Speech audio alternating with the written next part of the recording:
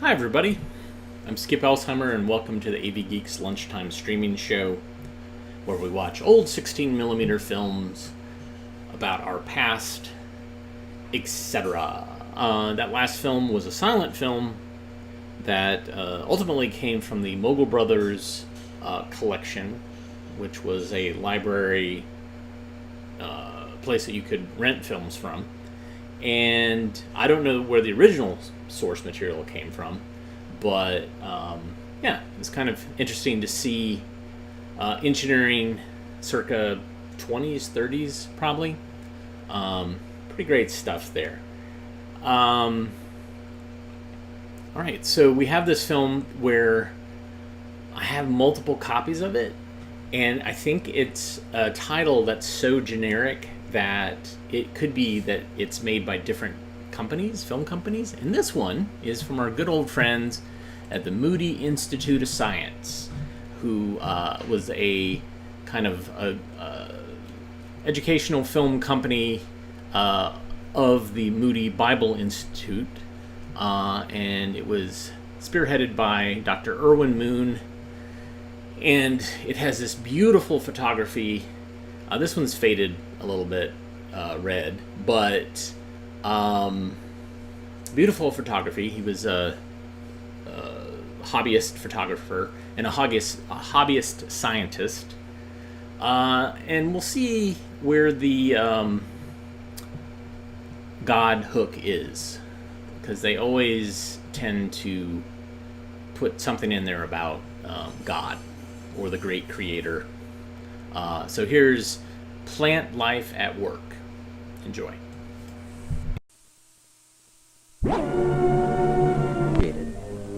However, we can witness this wonderful event in the life of a plant by using time-lapse photography.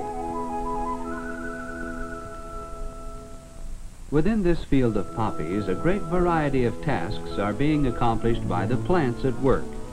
Energy is being used for movement, growth, the manufacture of food, and even reproduction. Let's use the time-lapse camera to compress 4 full days and nights in the life of a single poppy plant into less than half a minute on the screen. On the morning of the first day, the poppies pop open, and late in the afternoon they close. The next morning they open again, and at night they close. The third morning they open, and at night they close. Then the fourth morning they struggle open, wither and die. There's a lot of force involved in the growing of living things. The struggle of this bird of paradise to open is an example of the same kind of force that enables growing roots to lift a sidewalk or crack the foundations of a house.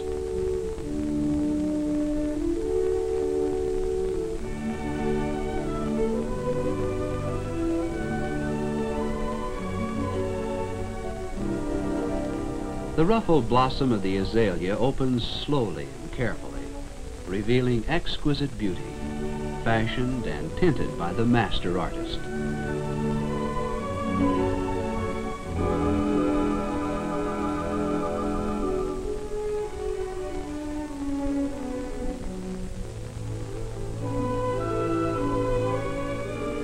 We might think it's the wind blowing the leaves of the daffodil back and forth, but these pictures were taken in the laboratory, and there's no wind there.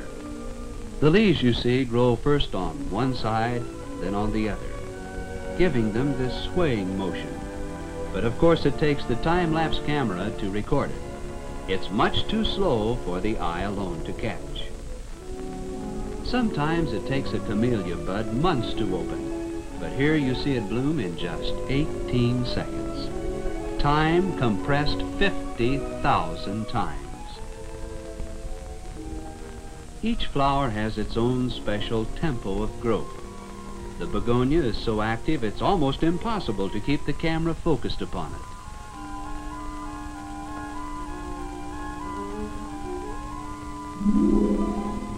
The fuchsia is a favorite with gardeners everywhere. But how many of them realize that it grows like it had a bad case of hiccups?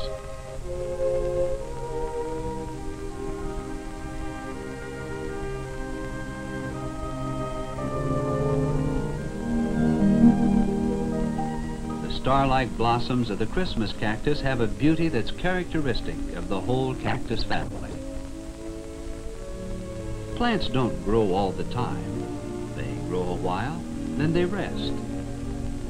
In this rose, for example, there's a period of growth, then a period of rest, then a period of growth, and a period of rest. Flowers are as different as human beings. The hibiscus seems to have quite a sense of the dramatic as it unfurls with a grand gesture in a riot of color. But plants are working at something far more vital than beauty. Green plants produce directly or indirectly every bit of food we eat. Remember the first time you decided to raise food for your family? You planted the seeds and covered them so carefully, and you rather expected the plants to pop up out of the ground like this. But somehow it didn't quite work out that way. You got to wondering, well, maybe I planted those seeds upside down. Is there a right and a wrong end to a seed? On opening a bean seed, we find the embryonic root points in a definite direction. This determines the direction of initial growth, so it is possible to plant a seed upside down. But the root always grows toward the pull of gravity and away from the sunlight. This growth in response to a stimulus is called a tropism. Even if we try to fool the growing seed, it doesn't get mixed up. The root reverses its direction and continues to grow downward. In its downward growth, the root is attracted toward moisture. If it encounters a dry region, like the red area, it limits its growth to the area of moisture.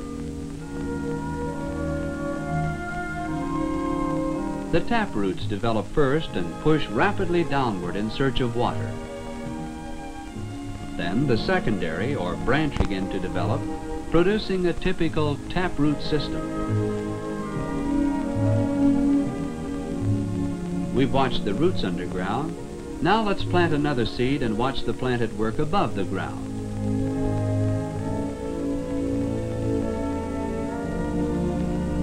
Within a few days, the stem of the new bean plant forces its way through the hard-packed ground and struggles upward. The bean is used for this experiment because it's one of the plants that brings the cotyledons, or food-storing parts of the seed, up above the ground. The plant must depend upon this stored-up food until such time as the leaves develop and reach the sunlight. The plant will then be manufacturing its own food. With the time-lapse camera, we can actually see the cotyledons shrivel and die as they give up the last of their food to the bean plant.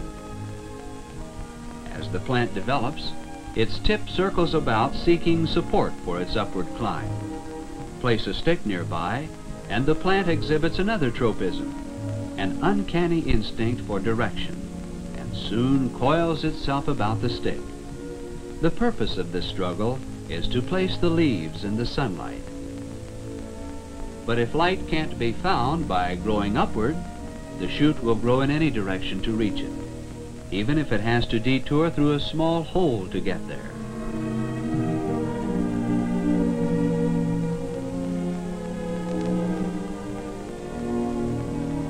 Plant two seeds at the same time. Grow one in the light and the other in the dark. The one in the light soon has well-developed leaves, but the one in the dark has wasted no energy in developing leaves, which would be useless in the dark. It has expended all its energy in a frantic effort to reach the light, so that the process of food production can carry on within its leaves. These marvelous food factories are the source of energy for all the life functions of the plant. Within the cells of green leaves, the energy of sunlight is captured through the process of photosynthesis. But let's look down inside the minute cells of the leaf and see this factory actually in operation. The dark green chlorophyll grains, or chloroplasts, move endlessly round and round inside the cells. In some mysterious way, through the action of the sunlight, this photosynthetic process takes carbon and oxygen from the carbon dioxide of the air and the hydrogen from the water of the ground, combining them into carbohydrates, and other food elements. Part of this food is used by the plant as energy for the constant activity of being alive.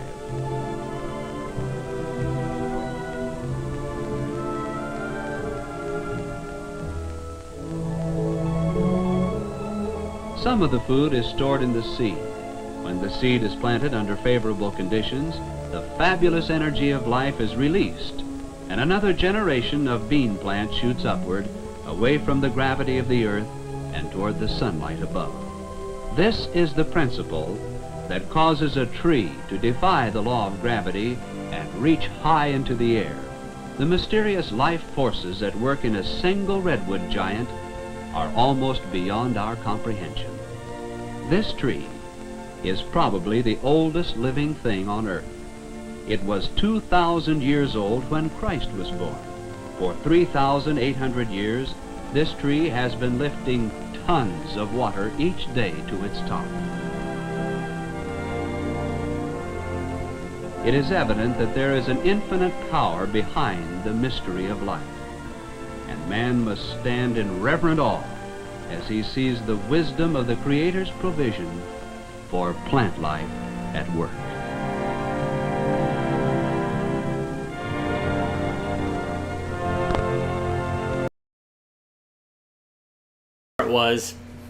It doesn't disappoint. I mean, they're amazingly consistent, and I have to say that some of the most beautiful science photography, both time lapse, micro photography, pixelation, slow motion, was shot by the Moody Institute of Science. Like, they really put time and energy into what they did, and so it's stunningly beautiful stuff. And then they kind of go with the science of the time. Dr.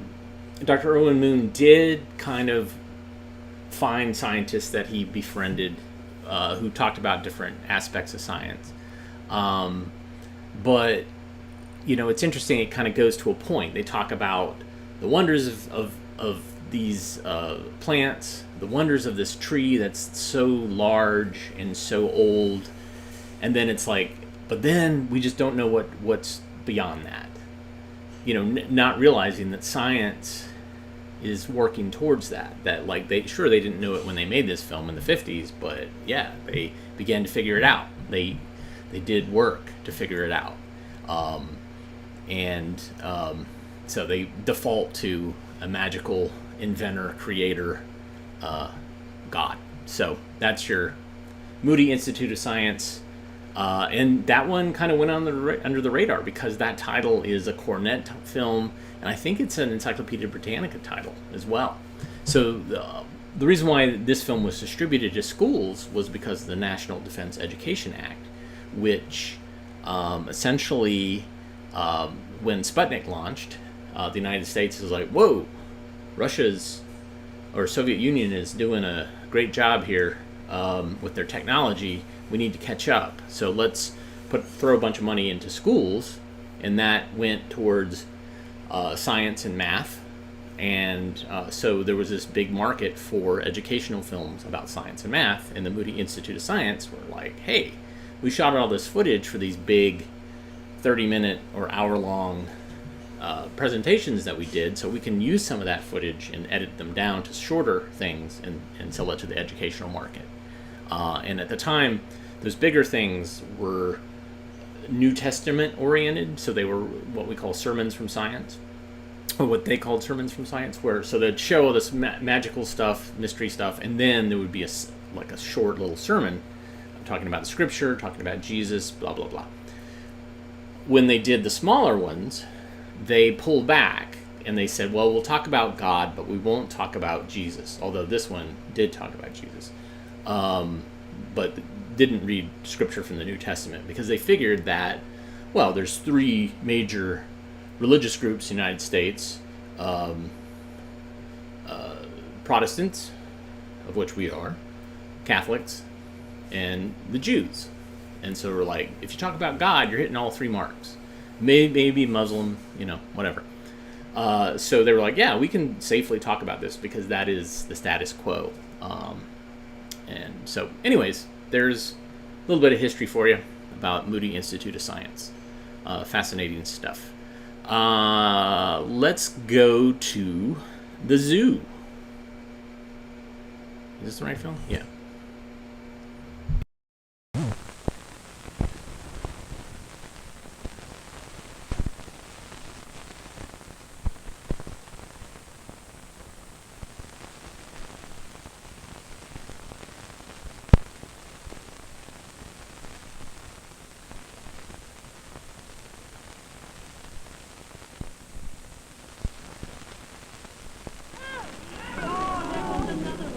Here we are at the zoo. With so many animals to see, it's hard to know just where to begin. Now, let's see. Suppose we start in right here with the polar bears. What a splash. That cool water probably feels good to the polar bear, for he comes from the far cold north. Here you are, Mr. Polar Bear. Here's something for you. Some sugar-coated popcorn. Look at him standing up, Billy. Oh, look who's here. Would you like some, too? Just miss. I guess you'll have to duck into the water after yours. But you're used to it. In your home way up north, you spent a lot of time in ice-cold water.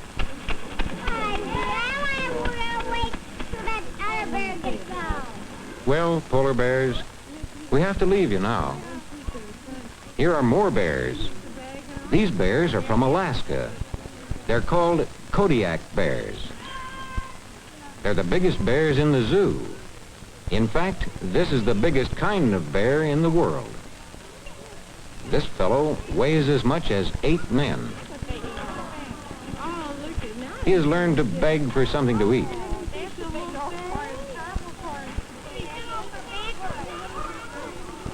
This seems to be feeding time, with the visitors doing the feeding. Of course, the animals get regular meals too. But watching the big bear eat is more fun when you give him the food yourself. Look at his paws with their long, sharp claws. He could use those paws and claws to get food for himself if he had to. Well, it seems to be eating time for the visitors, too. Popcorn, lollipops, ice cream. There's plenty to eat at the zoo. Now, let's take a look at the lions. Here are 4 of them.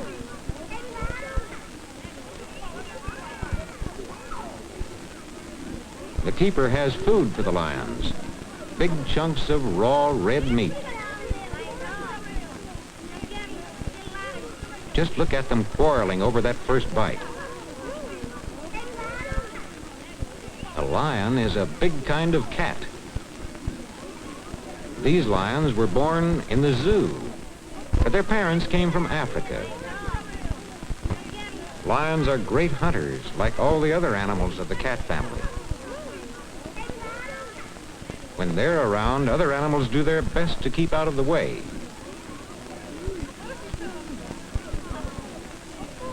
No wonder the lion is called the king of all the beasts. And now, raw meat for another animal, the tiger. This tiger came from Asia. He smells the raw meat. Ah, good catch. Now he's watching every move the keeper makes. There, look at him go after it.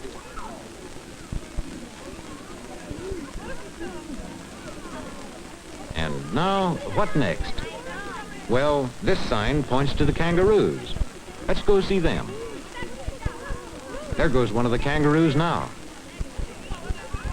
Kangaroos come from Australia. These 2 kangaroos are finding a good meal of fresh grass.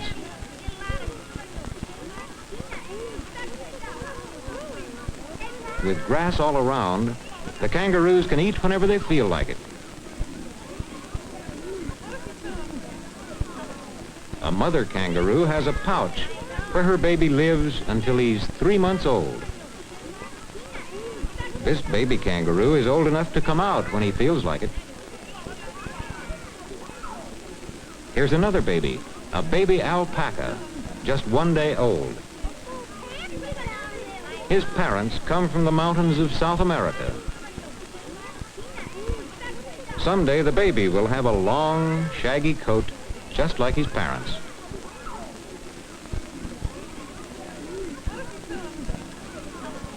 Now let's see the giraffes. My, he's tall. His long legs and long neck help him to reach high over the fence and nibble leaves from the trees. The giraffe's real home is on the plains of Africa. The barn for the giraffe has to be very tall. This one has just come outside. Let's see what he's going to do.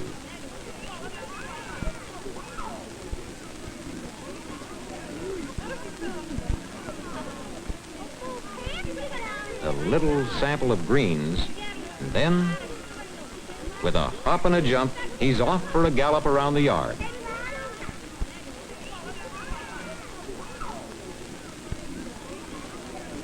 This giraffe is feeling very frisky today.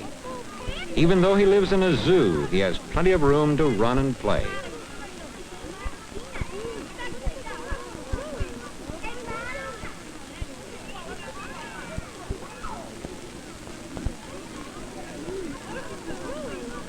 Zebras, and what beautiful striped coats they have. You know, zebras are cousins to horses. They run in big wild herds in Africa where their real home is.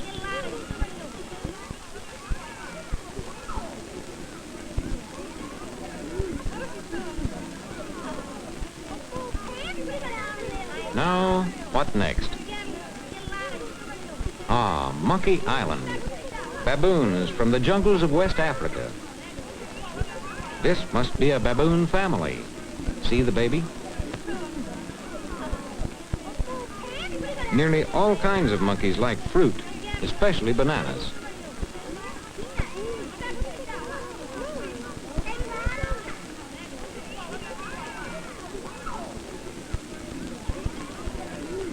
Is this a fight or just a game of jungle tag?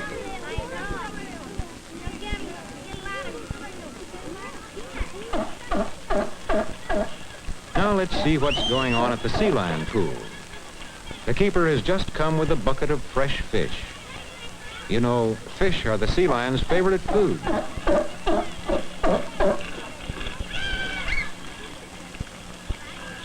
Look, here comes a big boy. He was brought to the zoo from the coast of California.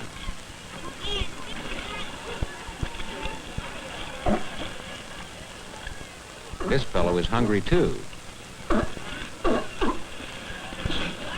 He knows what's in the bucket.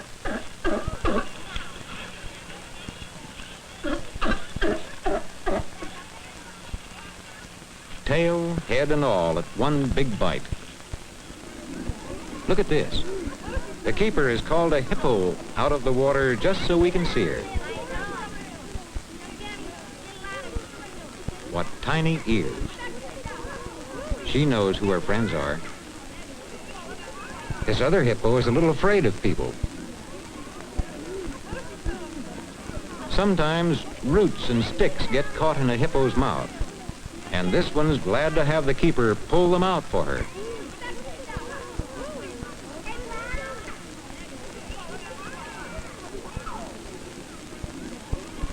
Look, here comes a mother hippo. And here comes her baby with her, just 2 months old. This is the first time today they've come out of the water. They like water. Their real homes are the rivers and lakes of Africa. It's getting late, but there are 1 or 2 other animals we'd like to see before we go. The rhinoceros is one of them. For short, we call them rhinos. Some people think they're the ugliest animals at the zoo. These are hooked-lip rhinos from Africa. My, what thick skin.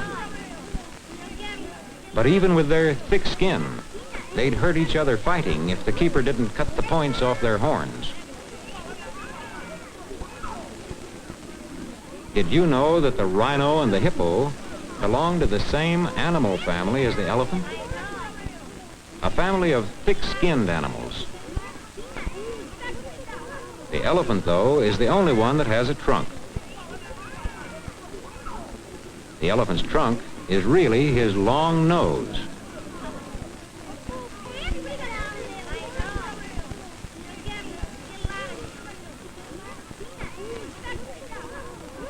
Well, we saved the biggest animal to the last, and now it's time to go. Someday soon, we'll come back for another visit to the zoo.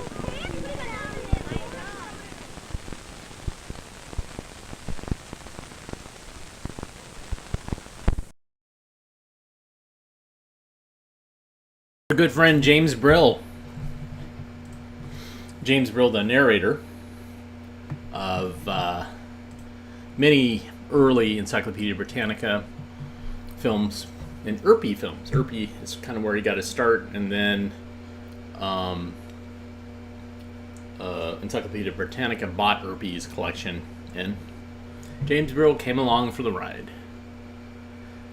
All right, what do we got? So behind me, so like the way the webcam is displayed in the software I'm using, it throws me off. It's not like a mirror, so I have to do reverse. Anyways, we've seen films about milk. Well, this is a new story of milk. So, enjoy.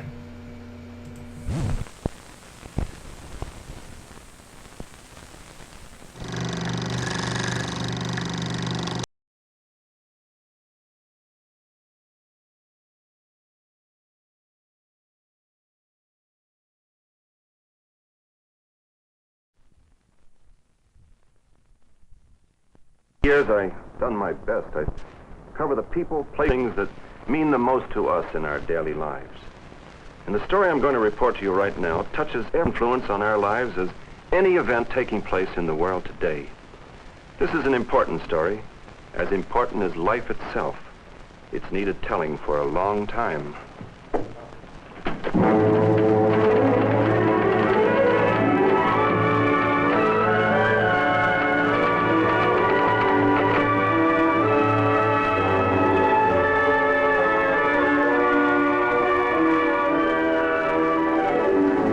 Milk is essential to life as a golden thread of truth running through the entire stream of civilization.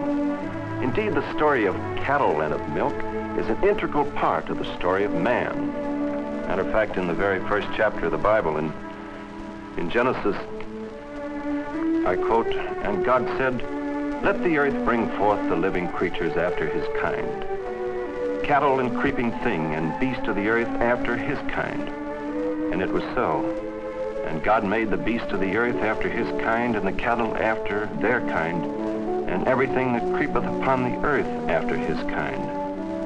And God saw it was good."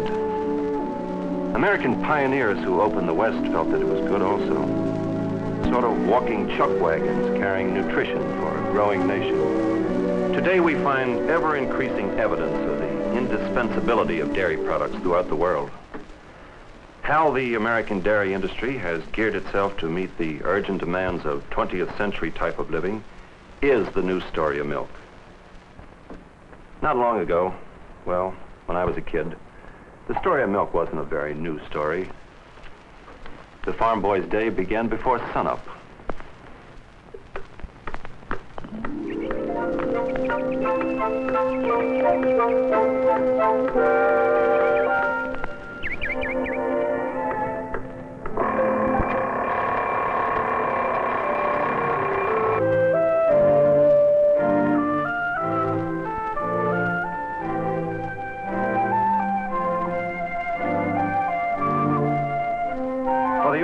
The day had already gotten a good start. Those country-style pancakes haven't changed. Neither has a young boy's appetite.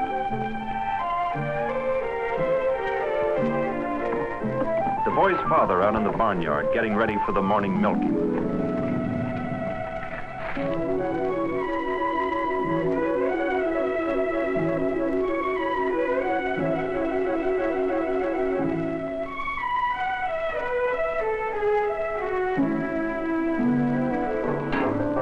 Not very efficient, but that's how it was done back then.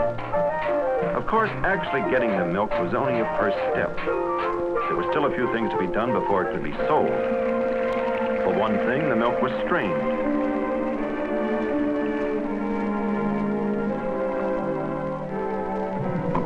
For another, it was cooled.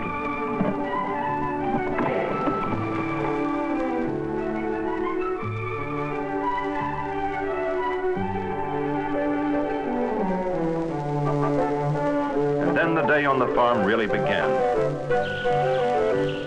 The animals needed to be fed. There was much ground to be plowed.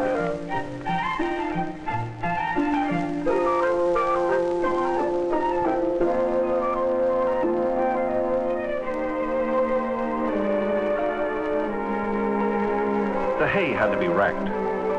The work was done with the only power they had. Old-fashioned muscle power. The days were long on yesterday's farm, but there were compensations. The race to be first at the old swimming hole. Or just sitting in the sun, contemplating the wonder of it all. But back to my story. The milk is well cooled by now, and it's time to load up and head for town.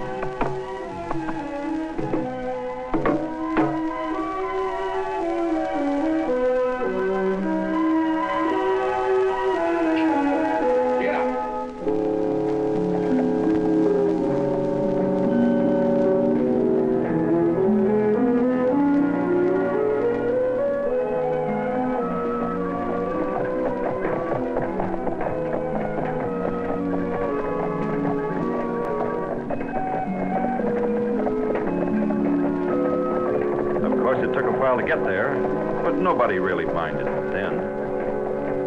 And that's how it was on the dairy farm years ago.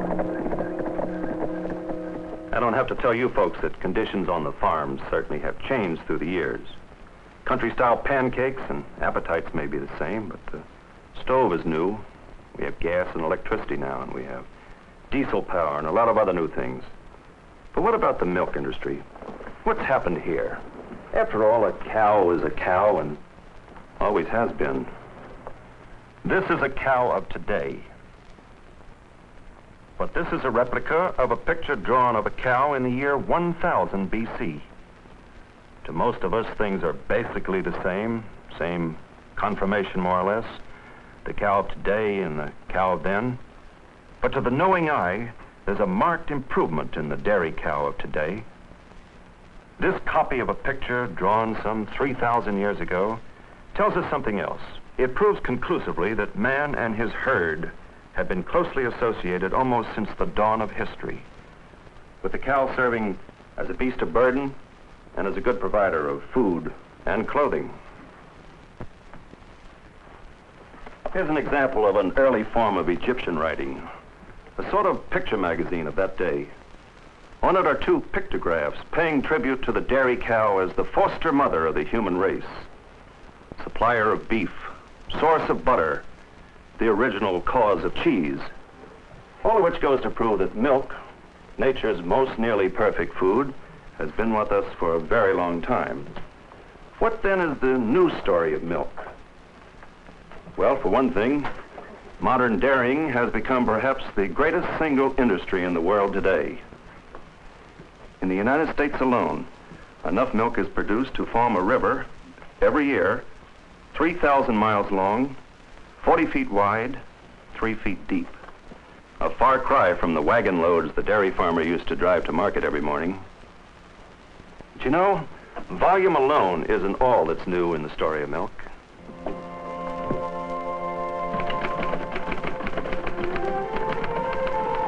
This is a modern dairy farm. Yet in many ways it looks a lot like its older cousin, the dreamy, slow-moving, hand-operated farm of yesteryear. Now, as then, there are the picturesque fields, the green pastures, the clear ponds and the gentle brooks, the comfortable barn, the familiar silo, the farmhouse, and of course, old Bossy herself, still chewing contentedly on her cud. But here the comparison with the past ends. For your dairy has kept pace with the times and mechanized almost all of its operations. Not so many years ago, farming was considered merely a skill. Today, it's a complicated, highly specialized science.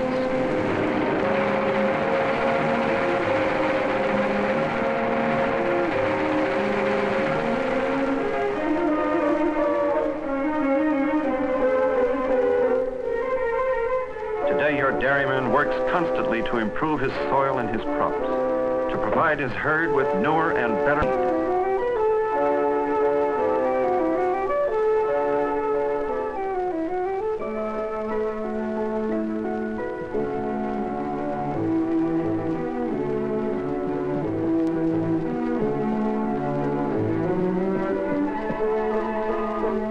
In order to draw from his land the richest, most nutritious crop, he utilizes all the knowledge of modern chemistry, replenishing and reconditioning the soil according to the latest, most scientific methods. For the modern farmer has learned that the quality and amount of food received will have a marked effect on the health of the cow and the quality of the milk she gives.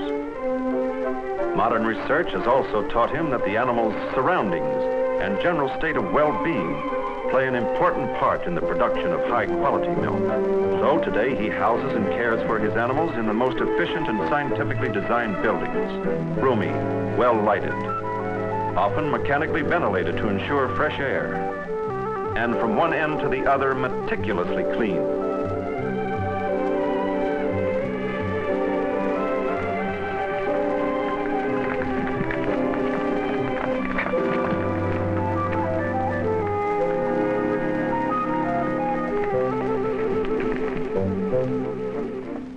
Cry from the dark, cramped quarters which house the dairy herd of a bygone farm. The cow's dinner, too, bears little resemblance to the old days. Now the herd's diet is carefully and scientifically balanced to include every essential food element necessary for the high production of quality-rich milk. Now a modern farmer keeps an accurate record of each feeding, along with the animal's current milk production. Later, he correlates and studies this information to determine the best possible combination of feeds for each individual animal. Cows are still milked twice each day, morning and evening, but that's about all that's left over from the old way. An expert milker quickly washes and disinfects the udder.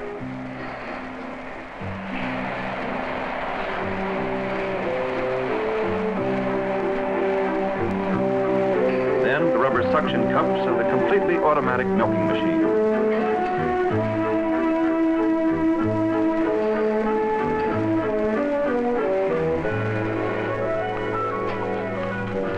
Untouched, the milk flows along a network of spotless piping to modern refrigerated storage tanks.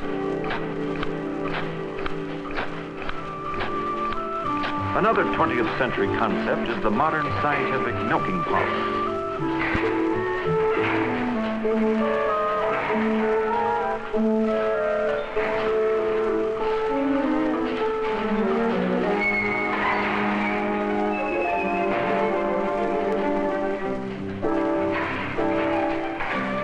Rigid hygienic conditions as the milk flows to the receptacle which accurately records the animal's individual production.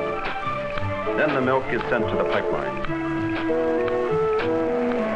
In the ultra-modern version of the old milk house, the fresh warm milk is automatically strained and immediately cooled to the proper temperature while awaiting transportation to the city processing plant or country receiving station. Well, that's part one of the new story of milk. Quite a change from the way it used to be done down on the farm, isn't it? Part two of this remarkable story concerns the finely tuned, intricately timed processing and distribution system which moves nature's most nearly perfect product from the farm to you. That story begins right where we left off, at the refrigerated holding tanks in the milk house. For at the beginning of each day, the race is on to bring fresh milk to you in the shortest possible time. Today, the refrigerated holding tanks are quickly emptied by pumping the milk through sterilized plastic-lined hoses into huge insulated tank trucks for bulk delivery. Then the vital cargo is on its way to the heart of your community. To arrive at your modern processing and packaging plant virtually as fresh and wholesome as the moment it was taken from the obliging cow. Following each day's processing, pipes, valves, and fittings in the plant which have come in contact with the flow of milk are removed, thoroughly cleaned and sterilized.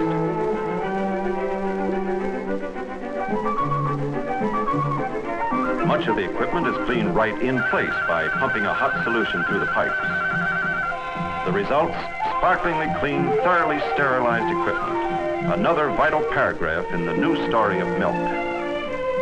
And still the parade of progress continues, this time under the watchful eyes of the inspector of weights and measures and your local health officer. Their job is to check on quality and quantity.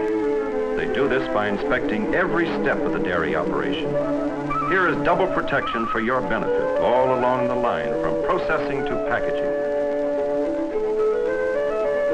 But before the newly arrived shipment is accepted for processing, test samples are taken from the tank truck directly to the plant laboratory. Here they are given a variety of checks and tests to assure top quality. Only after the laboratory says okay is the raw, fresh milk brought into the plant, ready for the trip to the highly specialized and complicated processing equipment.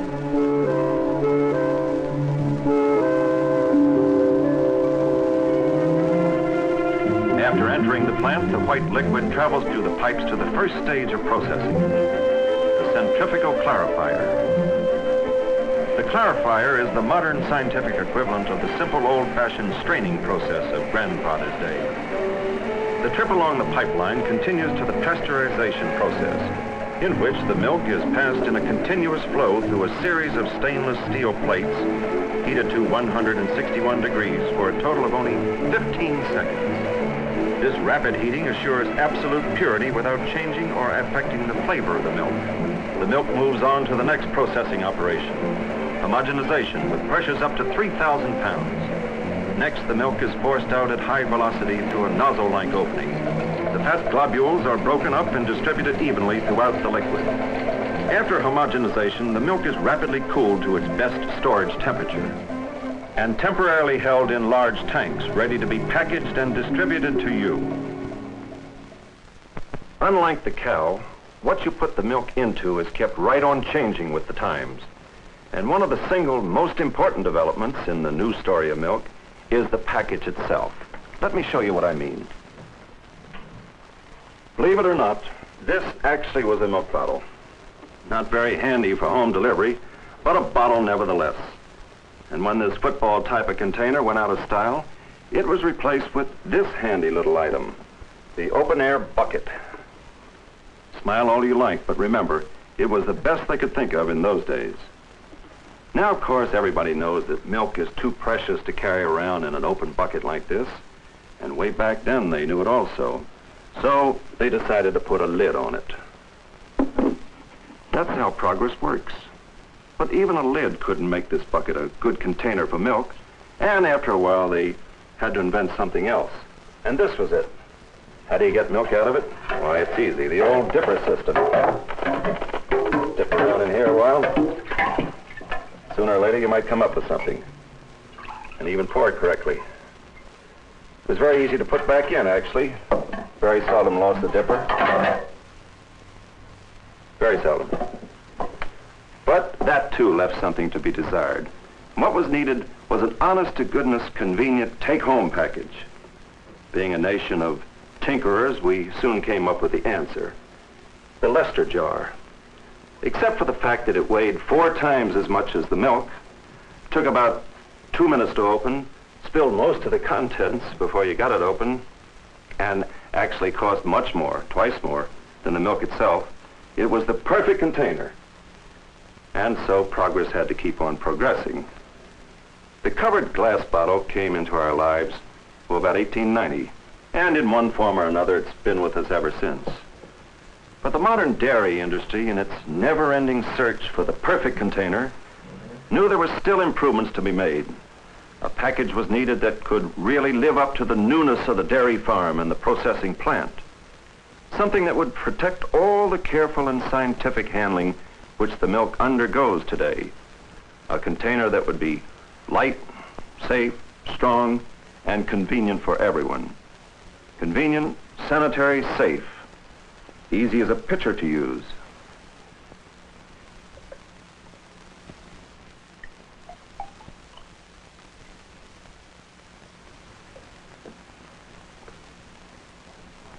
And to top all these advantages, the disposable milk carton is the most sanitary milk container ever invented, and only by you.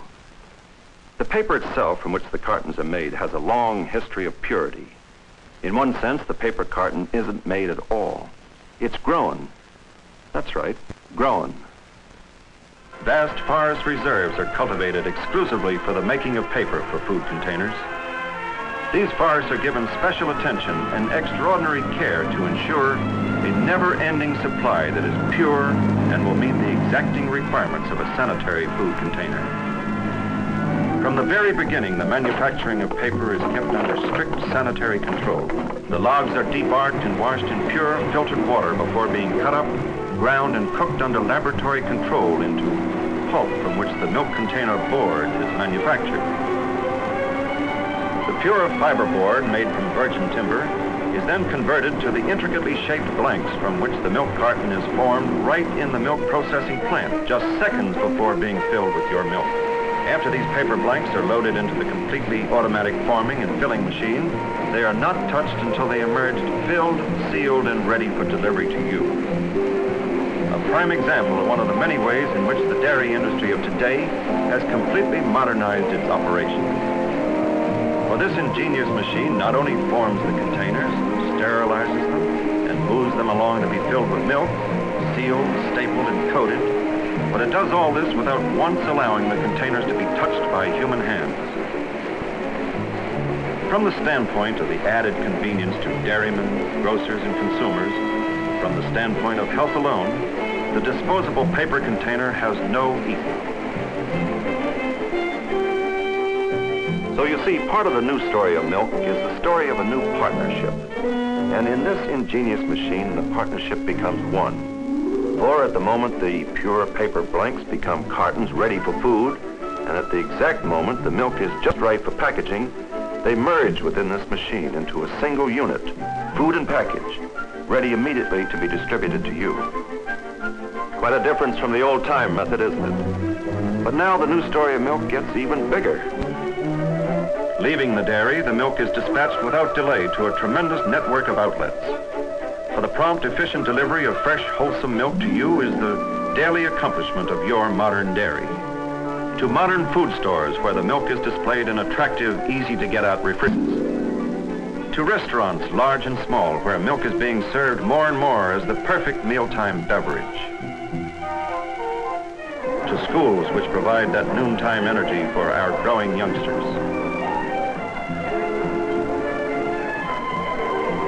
To factories and office buildings. At work or at play, delicious energy-providing milk is being made available everywhere. Even at night, long after most stores are closed, convenient outdoor milk vending machines stand ready to serve.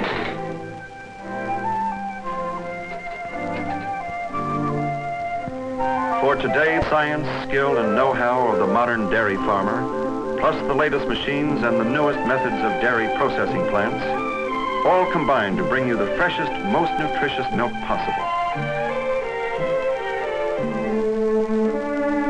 Milk which only a few hours ago was freshly produced on the farm. Fresh, wholesome, good-tasting milk, the best to be had anywhere in the world today, thanks to today's scientific production and modern packaging. Yesterday it was hand milking in a dingy barn. Through progress, it's done today automatically with efficient sanitary milking machines. Once the milk was crudely handled and primitively cooled. Now, all processing is automatic and correct temperatures are maintained by the most modern refrigeration equipment. Yesterday's old-fashioned muscle power has been replaced by almost complete mechanization from farm to delivery. The day of the horse-drawn cart with its leisurely pace has disappeared to be replaced by the most modern bulk pickup and home delivery trucks, bringing the freshest possible milk to you in a matter of hours in a convenient, easy-to-pour container.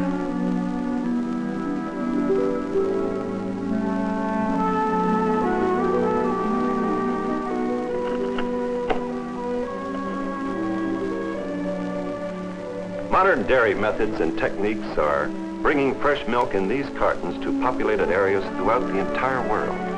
For the new story of milk is actually a worldwide. Improvements are shared in ideas of pasteurization and homogenization. The milk carton has made a lasting contribution to the new story of milk, something a milkman can be really proud of, something the world waited for a long time. You know, as a reporter, I've seen the hunger and malnutrition in the world's underdeveloped countries, and I've noticed that where milk is plentiful, people seem stronger and healthier. And I've come to its awfully dairy industry is directing all its efforts toward keeping this milk ever new.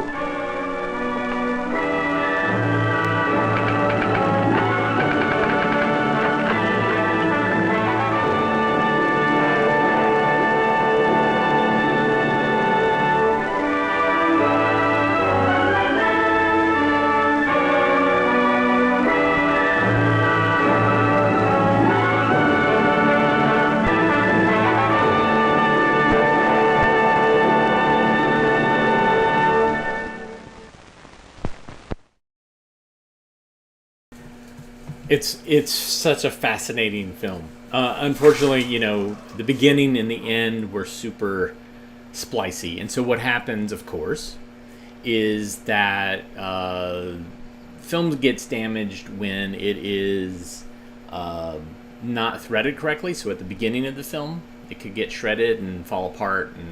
And also, if somebody tries to run the film back through the projector to rewind it, that's also where it gets. So that's why you see it damage at the beginning and at the end.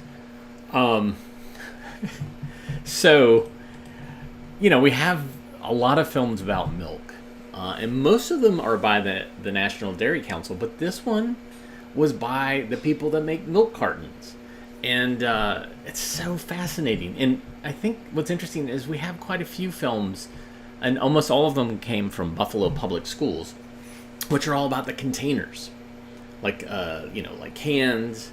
And so there's a film that you think it's about coffee, but it's really about coffee in cans. And, you know, I mean, that's part of the deal is, like, how do you get this product from point A to point B in a hygienic, convenient way? I have another film that I got, I think on eBay, which it's all about paraffinated ice cream containers. So it's boxes, cardboard boxes, that are coated in wax, and then ice cream are in them. And so it's a whole thing about that. So it's all about, this one's about milk, but it's really about the containers of milk and how it's contained. And then his thing about, well, anywhere I've ever gone where milk is free flowing, people are healthy and safe. And it's like, well, because there's an infrastructure to support milk being sold and distributed safely, then yes, chances are they've already reached this threshold where they're, already have a lot of the stuff figured out as far as hygiene and health and nutrition. Anyways, fascinating stuff. I love watching a film like that because it's like, who made this film and why did they make it? And like, oh, I get it. It's really about the milk carton and not milk itself. But we think about how milk is being distributed now in jugs, also I guess in Canada in bags, which is just fascinating to me. Like they went down a different path. And how did they go down that path? Is there a film a Canadian film about bags of milk. Like, how, what's the reasoning for that? So, thanks for joining us today. I know that was a long film, but it was... Every once in a while I got to pull one off the shelf, and because I have a lot of films that are like, 30 minutes long that I'd love to show you. And so, thanks for joining us and appreciating that. I liked it because it had so much assembly line footage. Big fan. Anyways, join us. Oh, thank you, Leah, for the coffee. You can support us by buying us coffee at ko-fi.com/avgeeks. You can also donate at Patreon, patreon.com/avgeeks. And if this got you excited to watch more films from our collection, you can go to avgeeks.com, where we have a 24/7 channel that is pumping old lunch episodes and also other things that we've scanned over the years. So you can watch it there. And, the easiest thing you can do is just hit the like button or the thumbs up button.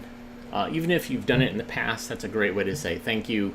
And also to add to some score, magical, weird score somewhere. It's like different than a credit score. It is a social media coolness score.